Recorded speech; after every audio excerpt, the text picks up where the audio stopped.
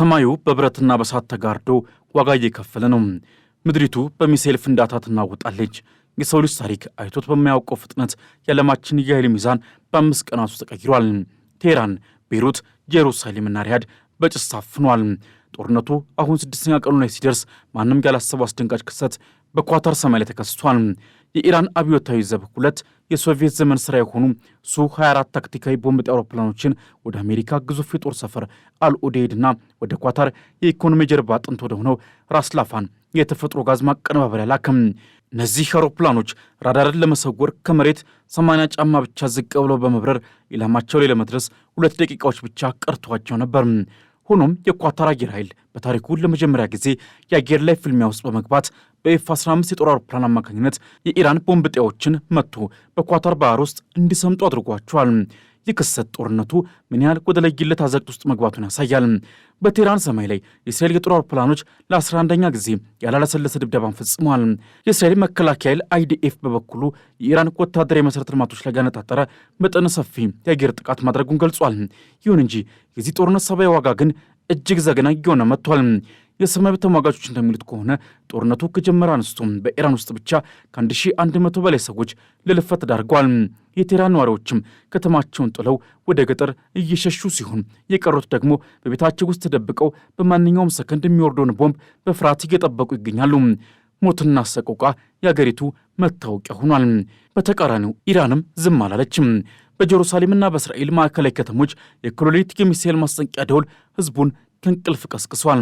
ኢራን 3 ዙር የሚሳኤል ናዳ በእስራኤል ላይ ያዘነበች ሲሆን የመጨረሻው ጥቃት ንጋት ላይ ተፈጽሟል። ምንም እንኳን እስራኤል ዘመናዊ የሚሳኤል መከላከያ ቢኖራትም የእስራኤል ጦር ቃል አቀባይ ብርጋዴር ጀኔራል ኤዲ ደፍሪን የሰጡት መግለጫ አስደንጋጭ ነበር። ጀኔራሉ እንደገለጹት ከሆነ እስራኤል የኢራን በርካታ የሚሳኤል ማስወንጨፊያዎች ብታወድምም ኢራን አሁንም ቢሆን እስራኤልን አመድ ለማድረግ የሚያስችል ግዙፍ የሚሳኤል አቅም አላት። የኛ መከላከያ በፍጹም የማይደፈር አይደለም በማለት እስራኤላውያን በሚሳኤል ማዕት ሊጠፉ እንደሚችሉ ስጋታቸውን ገልጿል። የጦርነቱ ነበልባል ወደ ባህሬንም ተሻግሯል። የኢራን አብዮታዊ ዘብ በባህሬን በሚገኘው የአማዞን ዳታ ማዕከል ላይ የድሮን ጥቃት ፈጽሟል። የጥቃት ተፈጸመው እነዚህ የዳታ ማዕከላት የአሜሪካንና የእስራኤልን ወታደራዊና የስለላ ተግባራት እንዴት እንደሚደግፉ መረጃ ለመሰብሰብ እንደሆነ ተገልጿል። የቴክኖሎጂ ጥቃቱ አሁን ወደ ግዙፍ ኩባንያዎች ተቋማት ዘልቋል። በተመሳሳይ በኩዌት ባህር ዳርቻ ላይ ቆመ የነዳጅ ጫኝ መርከብ ላይ በደረሰ ፍንዳታ ነዳጅ እየፈሰሰ ይገኛል። የመርከቧ ሰራተኞች አንድ ትንሽ ጀልባ ከአካባቢው ከመጥፋቷ በፊት ታላቅ ፍንዳታ መከሰቱን ተናግሯል። ይህ ክስተት የዓለምን የነዳጅ መስመር አደጋ ላይ ጥሎታል። ሳውዲ አረቢያ የዚህ ጦርነት ሰለባ ሆናለች። የሀገሪቱ መከላከያ ሚኒስቴር እንዳስታወቀው 4 ዙር የሚሳኤል ጥቃቶች ወደ ማዕከላዊና ሰሜናዊ የሳውዲ ግዛቶች ሲመጡ ተመክኗል። ሚሳኤሎቹ ከየት እንደተተኮሱ ባይገለጽም በመላው የአረብ ምድር የሚገኙ የአሜሪካ ወዳጆች ሁሉ የኢራን ኢላማ መሆናቸውን ያሳያል። አሜሪካን በበኩሏ በኩዌት ድሮን ጥቃት የተገደሉባትን ወታደሮች ስም ይፋ አድርጋለች። የፔንታጎን መግለጫ እንደሚያሳየው የአሜሪካ ወታደሮች ደም በየበረሃው እየፈሰሰ ይገኛል። ሊባኖስ የዚህ ጦርነት ሌላኛው የደም ምድር ሆናለች። የእስራኤል አውሮፕላኖች በቤይሩት የሚገኙ የሂዝቦላ የትእዛዝ ማዕከላትን ደምስሰዋል። ሂዝቦላ በመካከለኛው እስራኤል የሚገኘውን የጦር አውሮፕላን ማምረቻ ፋብሪካን በድሮን መንጋ መምታቱን ተከትሎ እስራኤል በሊባኖስ ላይ የከፈተችው ጥቃት እጅግ አውዳሚ ሆኗል። በደቡብ ሊባኖስ የሚገኙ በሺዎች የሚቆጠሩ ቤተሰቦች ቤታቸውን ጥለው እንዲወጡ ታዘዋል። ብዙዎች በየመንገዱ ላይ ለማደር ተገደዋል። ከኢራን ውጭ ከፍተኛ የሰው የጠፋው ደግሞ በሊባኖስ ውስጥ ነው። የእስራኤል ጦር ወደ ኪአም ከተማ ዘልቆ መግባቱ የተነገረ ሲሆን ከተማዋ በከባድ መድፍ ድብደባ የታመሰች ነው። ሂዝቦላ በበኩሉ በሳፌድ ከተማ አቅራቢያ የሚገኝ የእስራኤል ወታደራዊ ሰፈርን መምታቱን አስታውቋል። ይህም ቡድኑ አሁንም ጠንካራ የመመከት አቅም እንዳለው ያሳያል። በዲፕሎማሲው ረገድ ዋይት ሀውስ ጥብቅ አቋም ይዟል። የዋይት ሀውስ ቃል አቀባይ ካሮሊን ሌቪት እንደገለጹት የአሜሪካ ግብ የኢራንን የባለስቲክ ሚሳኤል ፕሮግራም ማጥፋት፣ የባህር ኃይሏን መደምሰስና የኒውክሌር ህልሟን ማክሸፍ ነው። ቃል አቀባይዋ በደቡብ ኢራን በሚገኝ የአንደኛ ደረጃ ልጃገረዶች ትምህርት ቤት ላይ በደረሰ ጥቃት 150 ህጻናት መገደላቸውን ጠይቀው አሜሪካ ሲቪሎችን ኢላማ እንደማታደርግ ቢገልጹም ጥቃቱን አሜሪካ ስለመፈጸሟ ግን አላስተባበሉም። ይህ ክስተት ጦርነቱ ምን ያህል ጨካኝ የሆነ እንደመጣ ማሳያ ነው። በሌላ በኩል የታላቋ ብሪታንያ ጠቅላይ ሚኒስትር ኬር ስታርመር አሜሪካ በኢራን ላይ ለጀመረችው ጥቃት ግልጽ የሆነ እቅድ የላትም ሲሉ በጽኑ ተችተዋል።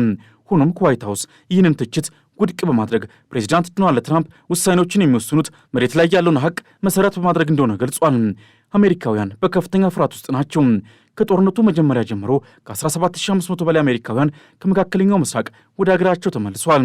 አሁንም በሺዎች የሚቆጠሩ በመንገድ ላይ ይገኛሉ። የአሜሪካ የውጭ ጉዳይ ሚኒስቴር በኳታር የሚገኙ ሰራተኞቹ በአስቸኳይ ሀገሪቱን ለቀው እንዲወጡ ማዟል። በሳውዲና በተባበሩት አረብ ኤሚሬትስ የሚገኙ አሜሪካውያንም ለደህንነታቸው ሲሉ እንዲወጡ ማሳሰቢያ ሰጥቷቸዋል። ይህ የታሪክ ትልቁ የዜጎች መፈናቀል እየሆነ ነው። በክልሉ የቀሩ አሜሪካውያን ግን መንግስታቸው በቂ ድጋፍ እያደረገላቸው እንዳልሆነ ቅሬታቸውን እየገለጹ ነው። በባህር ላይ ደግሞ የአሜሪካ ሰርጓጅ መርከብ በስሪላንካ ባህር ዳርቻ አንዲት የኢራን የጦር መርከብን በመምታት አጥልቃለች። በዚህ ጥቃት 87 የኢራን ወታደሮች መገደላቸውም ታውቋል። ይህም ጦርነቱ ከመካከለኛው ምስራቅ አልፎ ወደ ህንድ ውቅያኖስ መስፋፋቱን ያረጋግጣል። በተጨማሪም የኔቶ የሚሳኤል መከላከያ ዘዴ ወደ ቱርክ እያመራ የነበረን የኢራን ሚሳኤል መቶ ጥሏል። ይህ ኔቶ በጦርነቱ ውስጥ በቀጥታ እጁን ያስገባበት የመጀመሪያው ክስተቱን ተመዝግቧል። ይህም ግጭቱ ወደ ሰሜን አትላንቲክ ጦር ቃል ኪዳን ሀገራት የመዛመት ዕድሉን አሳድጎታል። ኢራን አሁንም ድረስ ድርድር እንደማትፈልግ እያስታወቀች ነው። የካሚኒ ረዳት የነበሩት መሐመድ ሞክቤር እንደተናገሩት ኢራን በአሜሪካ ያለ ቅንጣት እምነት የላትም። ጦርነቱን እስከፈለግንበት ጊዜ ድረስ እንቀጥላለን በማለት ቴህራን ለረጅም ጊዜ ውጊያ መዘጋጀቷን ገልጿል። የኢራኑ የውጭ ጉዳይ ሚኒስትር አባስ አራግቺ በበኩላቸው ፕሬዚዳንት ትራምፕ የኒውክሌር ድርድሩን ወደ ሪል ስቴት ንግድ ቀይሮታል በማለት ተችቷል። በኢራን በኩል አዲስ መሪ ለመሾም የሚደረገው ጥረትም ተጠናክሮ ቀጥሏል። በሌላ በኩል የአሜሪካው ሲአይኤ በኢራን ውስጥ አመፅ እንዲነሳ የኢራን ኩርዶችን እያስታጠቀ እንደሆነ ተዘግቧል። የኢራን የውጭ ጉዳይ ሚኒስትር ግን ከኢራቅ ኩርዲስታን መሪ ጋር በመደወል ትብብር ለማድረግ ተስማምቷል። ይህ የሚያሳየው ጦርነቱ ወደ ውስጥም ሆነ ወደ ውጭ የተዘረጋ መሆኑን ነው። ከዚህ ባለፈ በአሜሪካ ሴኔት ውስጥ የፕሬዚዳንት ትራምፕን የጦርነት ስልጣን ለመገደብ የቀረበው ውሳኔ ሀሳብ በሪፐብሊካኖች ውድቅ ተደርጓል። ይህ ማለት ትራምፕ ጦርነቱን ያለምንም ገደብ የመቀጠል ሙሉ ስልጣን አግኝተዋል ማለት ነው። ካናዳ በበኩሏ በጦርነቱ ውስጥ አልገባም ብትልም ሁኔታዎች ከተባባሱ ግን ማንኛውም ነገር ሊከሰት እንደሚችል ገልጻለች። ይህ በስድስተኛ ቀኑ ላይ የሚገኘው ግጭት ዓለምን ወደማይታወቅ ጥፋት እየመራት ነው። ሚሳኤሎች ሰማዩን ሲቀዱት፣ ድሮኖች የዳታ ማዕከላትን ሲያፈርሱ፣ መርከቦች በባህር ላይ ሲሰምጡና ሕፃናት በትምህርት ገበታቸው ላይ ሲረግፉ የሰው ልጅ የታሪክ ትልቁን ፈተና እያለፈ ነው። የኢራን አጸፋዊ እርምጃዎችም በአሜሪካ የጦር ሰፈሮች ላይ ያነጣጠሩ ሲሆን አሜሪካና እስራኤል ደግሞ የኢራን አከርካሪ ለመስበር ቆርጠው ተነስተዋል። ማርኮ ሩቢዮ እንዳሉት ጥቃቶቹ በሚቀጥሉት ሰዓታትና ቀናት ይበልጥ ይጠናከራሉ። ዓለም አሁን ያለችው በሚሳኤል ፍንዳታና በፖለቲካ ቁማር መካከል ሆና የፍጻሜውን ቀን እየጠበቀች ነው። ጦርነቱ ይቀጥላል። ጥፋቱም እንዲሁም ማንም አሸናፊ የሚሆንበት ሁሉም ግን ተሸናፊ የሚሆኑበት የታሪክ ጥቁር ጠባሳ በመካከለኛው ምስራቅ ምድር ላይ በደም እየተጻፈ ይገኛል። የጦርነቱ 5ኛና 6ኛ ቀናትም ያስመዘገቡት ጥፋት ገና ለሚመጣው ታላቅ መዓት ማሟሟቂያ ብቻ እንደሆነ ይነገራል። ዓለም አሁን በስጋት የምትጠብቀው በቀጣይ ሰዓታትና ቀናት ውስጥ የሚከሰቱትን የጦርነቱን መልክ ሙሉ በሙሉ የሚቀይሩ ወሳኝ ክስተቶችን ነው። ትልቁ ስጋት አሜሪካና እስራኤል የጀመሩት አየር ላይ የተመሠረተ ድብደባ ወደ ምድር ወረራና ወደማይመለስ የኒውክሌር ፍልሚያ ይሸጋገር ይሆን የሚለው ነው። በቀጣይ በግንባር ቀደምትነት የሚጠበቀው የእስራኤልና የአሜሪካ ጥምር ኃይል በቴህራን ላይ የሚሰነዝረው የጥቃት ስፋት መጨመር ነው። ማርኮ ሩቢዮ በግልጽ እንደተናገሩት በሚቀጥሉ ቀናት የጥቃቱ ጥንካሬና ስፋት በከፍተኛ ሁኔታ ይጨምራል። ይህ ማለት እስራኤል እስካሁን ከመታቻቸው ወታደራዊ መሠረተ ልማቶች አልፋ የኢራን የፖለቲካ አመራር ማዕከላትና ምናልባትም የኒውክሌር ጣቢያዎችን ኢላማ ልታደርግ ትችላለች። እስራኤል የኢራን የሚሳኤል ወንጭፎች አጥፍቻለሁ ብትልም ኢራን ደግሞ ገና ያልተነኩ በሺዎች የሚቆጠሩ ሚሳኤሎች አሉኝ ማለቷ በቀጣይ ሰዓታት ውስጥም ታይቶ የማይታወቅ የሚሳኤል ዝናብ በእስራኤል ከተሞች ላይ ሊዘንብ እንደሚችል አመላካሽ ነው። በሊባኖስ በኩል ደግሞ የእስራኤል ጦር ወደ ውስጥ የመግባት ፍላጎቱ እያደገ ነው። የኪአም ከተማ መያዝ ለቤይሩት መቃረቢያ መንገድ ሊሆን ይችላል። ሂዝቦላ ደግሞ እስካሁን ያልተጠቀመባቸውን እጅግ ዘመናዊና ረጅም ርቀት የሚመቱ ሚሳኤሎችን ወደ እስራኤል እምብርት ሊያስወነጭፍ እንደሚችል ይጠበቃል። በተለይም በእስራኤል የጦር አውሮፕላን ማምረቻ ላይ የተሰነዘረው ጥቃት ጅማሮ ብቻ እንደሆነና በቀጣይ የኢኮኖሚና የመንግስት ተቋማት የድሮን መንጋ ኢላማ እንደሚሆኑ ሂዝቦላ ዝቷል። ሌላው ትኩረት የሚስበው የኢራን የውስጥ አመራር ጉዳይ ነው። አዲሱ የበላይ መሪ በቅርቡ እንደሚሰየሙ መነገሩ አዲሱ መሪ ስልጣን ሲይዙ የሚወስዱት የመጀመሪያው እርምጃ ጦርነቱን ወደ ቅዱስ ጦርነት ደረጃ ከፍ ሊያደርጉት ይችላል የሚለው ነው። አሜሪካ በሲአይኤ በኩል የኢራን ኩርዶችን እያሳጠቀች አመፅ ለመቀስቀስ ማቀዷም በኢራን ውስጥ የእርስ በርስ ግጭትና የውስጥ መፈራረስ ሊያስከትል ይችላል። ይህ ደግሞ ኢራን የህልውና አደጋ እንደተደቀነባት በማሰብ የመጨረሻውንና ግዳዩን የኒውክሌር አማራጭ እንድታስብ ሊገፋፋት ይችላል። በቀጣይ ቀናትም የዓለም ኢኮኖሚም ትልቅ ፈተና ይጠብቋል። በኩዌትና በሳውዲ የደረሱ ጥቃቶችም በቀጣይነት በሌሎች የነዳጅ ማቀነባበሪያዎች ላይ ከተደገሙ የነዳጅ ዋጋ ማንም ሊቆጣጠረው በማይችል ደረጃ ላይ ይንራል።